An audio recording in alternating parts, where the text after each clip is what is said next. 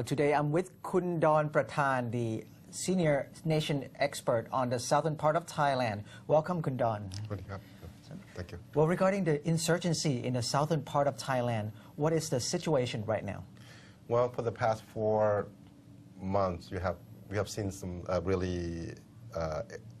some serious violence on the ground. A lot of army outposts and civilians as well have come under attack by the insurgents, and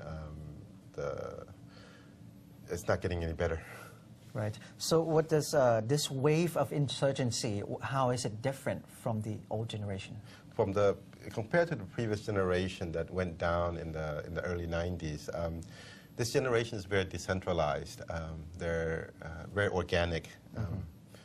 Unlike the previous generation, they have some degree of institutional discipline, meaning that there's some degree of rules and of engagement.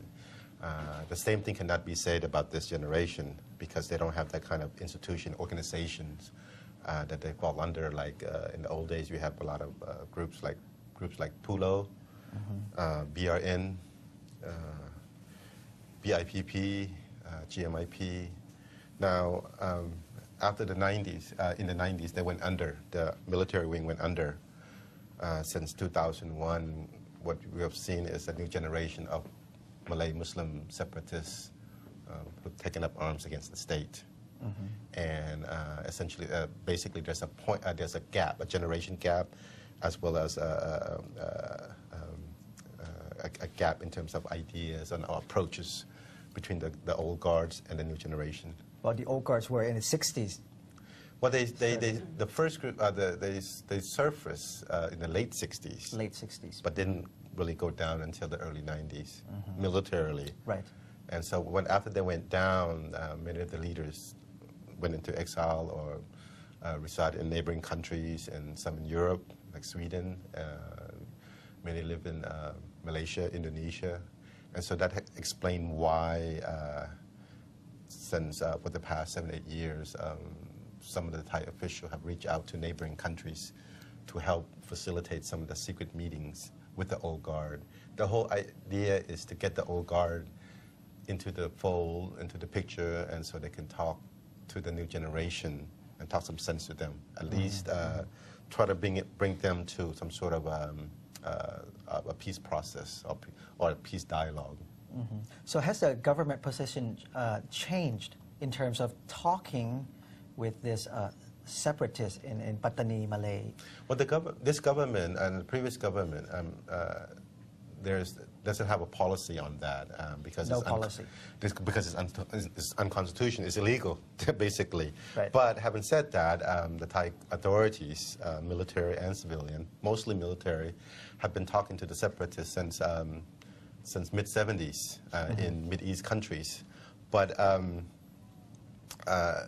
with the old guards. But these dialogue have no real impact on policy because they were treated more or less as news gathering or intelligence exercise rather than an attempt to come up with a new direction, a new policy for the Pattanis, for the Malays of Pattani. But after the coup in 2006, the then Prime Minister, General Surayut, also tried to revive this issue. He issued, tried to formalize it, put it that way. He issued an executive order authorizing officials to engage in dialogue with armed groups. He didn't say which one. And on a couple of occasions, General Surayut in 2007 thanked the international community. He singled out Malaysia, as well as the United Nations for helping Thailand facilitating some of these secret dialogue with the Thai authorities. But after the mandate was returned to the people, the two following administration didn't really follow on it. They could just kind of like,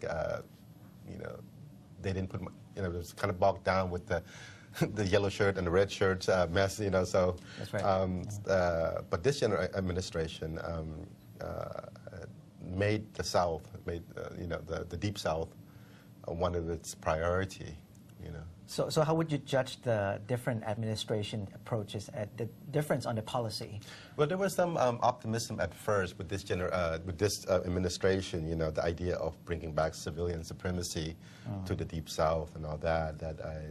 But at the end, he retreated on this the very issue of civilian supremacy. Another issue that we haven't seen any real progress is the issue of justice.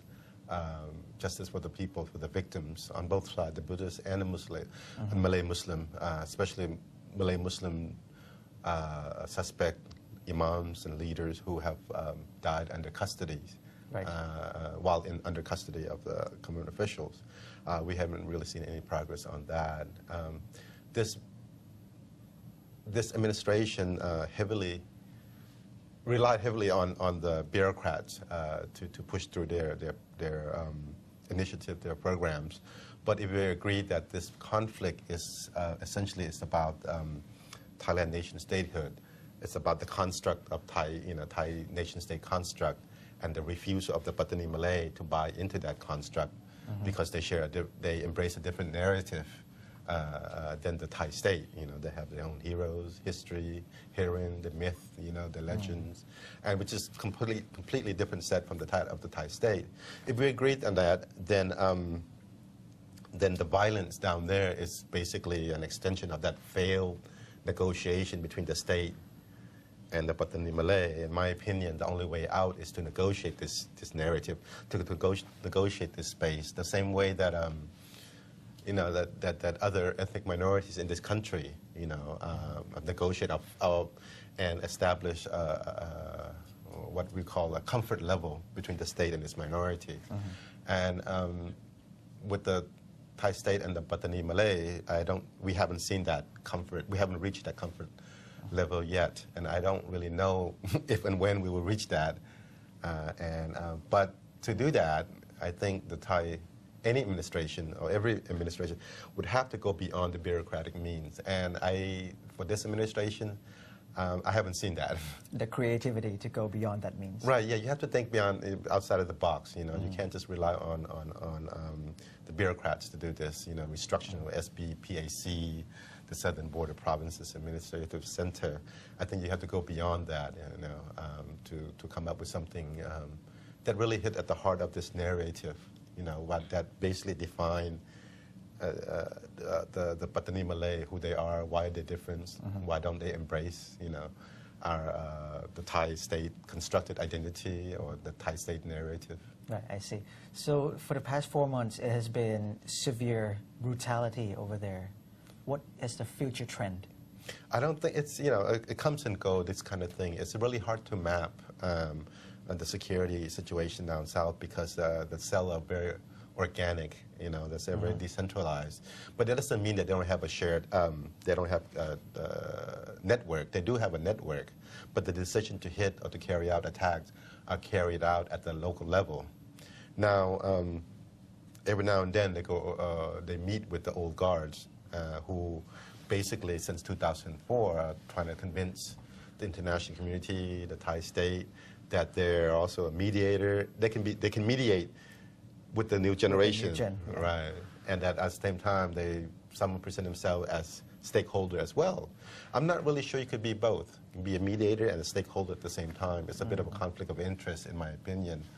But having said that, you know, Thai officials often tell me they want to talk directly to the insurgent on the ground, but the insurgent will not surface because, you know, according to the old guards, they see this as a ploy to get them to surface. It's a big joke. Yeah, well, I wouldn't say a big joke because they don't trust. There's no trust, you know. I mean, so essentially, you will still have to rely on the old guards to work to function as some sort of a political wing, so to speak. But my point is that to have that arrangement, you have the insurgent underground, the old guard could be the political wing, the Thai state on one hand. In that arrangement, I think all sides has to agree on that, and kind of work behind the radar screen, you know, public screen, radar screen, and work on the same sheet of music. We're not there yet. I think this will be a long time before we get there. We might need the help of neighboring countries like Indonesia and Malaysia, because a lot of these old guards live there. Right. And in Europe too, most of them live in Sweden, some in Germany, some in Holland.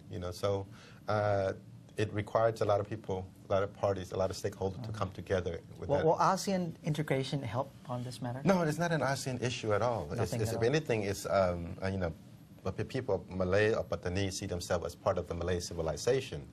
They often talk about the glorious past, how this area was once the cradle of Islamic civilization for Southeast Asia.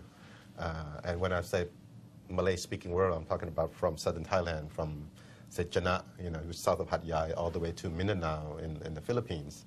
They more or less speak similar language. More or less practice the same brand of Islam. And Patani was, in that context, in the context of Malay world, Patani had its place. It was a cultural center, religious center, commercial center. But today, that Rome of the past have been reduced to only three provinces. Only 3 provinces of Thai state that doesn't really recognize this or don't want to acknowledge this glorious past. Correct. Of I mean, every society have their myth, And I think, have their legend, have their stories, have their narrative. And I think it's important to respect that. And I think the violence is part of that failure to respect that. And the attempted negotiation have failed. I always believe that the Malays of Patani are willing to be part of Thailand, but it has to be on their own terms. And this historical narrative, along with their identity and their cultural characteristic, uniqueness, also part of those terms. Okay. So what about the next election in Thailand?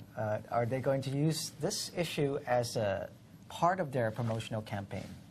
You mean the political parties? Yes. If we look at the past, it's hard sell. I mean, how do you